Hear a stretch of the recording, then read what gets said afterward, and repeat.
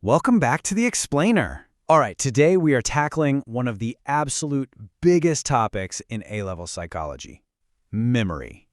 Okay, so let's just get this out of the way first. If you're looking at everything you need to know for this topic, all the theories, the studies, the key terms, and you're feeling, a little bit overwhelmed, trust me, you are not alone.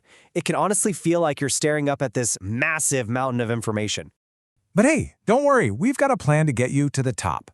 We're going to cover the sheer scale of the challenge, look at where students tend to go wrong in the exam, do a super fast content refresh, and then talk about your secret weapon for success. Sound good? Okay, first up, let's talk about this memory mountain. Let's get a really clear view of what the AQA spec actually asks you to know. This is kind of like our map for the climb. So, the spec basically breaks it all down into 6 main chunks. You've got the classic multi-store model, then you dive into the different types of long-term memory and the working memory model. After that, it's all about why we forget things, and it finishes up with this really fascinating real-world application, eyewitness testimony and the cognitive interview. And yeah, each one of these has its own set of theories and studies you've got to get your head around. Okay, and this is so important. A lot of students miss this. Just knowing all that content, it's not enough to get you the top marks. Seriously, the exam is like a performance, and you have to show what you know in a very specific way. And really, success in your psych exam boils down to nailing these 3 skills, or assessment objectives. You've got AO1, which is basically just describing what you know, nice and clearly. Then there's AO2, that's where you apply your knowledge to a brand new scenario they give you. And finally, AO3. This is the big one, the one that really separates the top students. It's all about critically evaluating the theories and the studies. And look, this slide just illustrates that gap perfectly, doesn't it?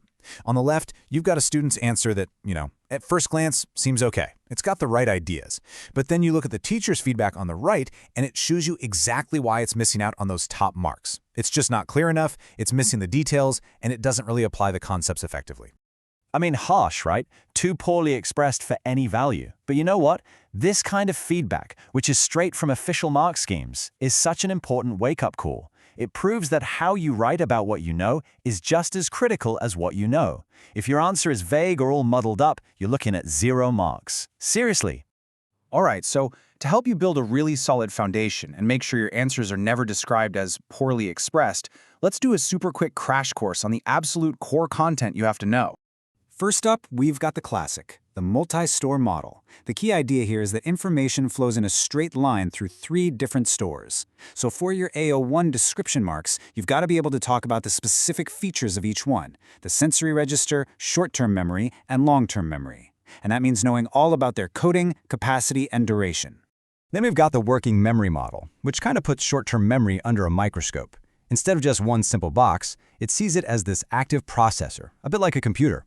You need to be able to explain what each part does. You've got the boss, the central executive, and its slave systems, the phonological loop handling sound, the visuospatial sketchpad for images, and the episodic buffer that pulls it all together. And of course, there's more. You've also got to be super confident in telling the difference between your long-term memories, episodic for events, semantic for facts, and procedural for skills. Then you need solid explanations for forgetting, focusing on interference and retrieval failure. And finally, you have to be able to really dig into eyewitness testimony, how things like misleading questions and anxiety can mess with someone's memory. Whew. Okay, so with all of that to remember, all these models, studies, and places you can slip up, how do you make sure you're not making those common mistakes? What is the secret weapon that turns all this knowledge into a top-grade exam performance?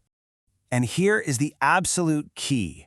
The difference between a student who gets, say, a C and one who gets an A or an A-star, it isn't always about knowing more stuff. It's all about how well you can use the knowledge you already have. So the answer isn't just to revise harder, it's to revise smarter. And honestly, the single most effective way to do that is to get targeted, expert feedback from someone who knows exactly what examiners are looking for. Someone who can point to your answer and say, right here, this is where you're losing marks, and here's how to fix it.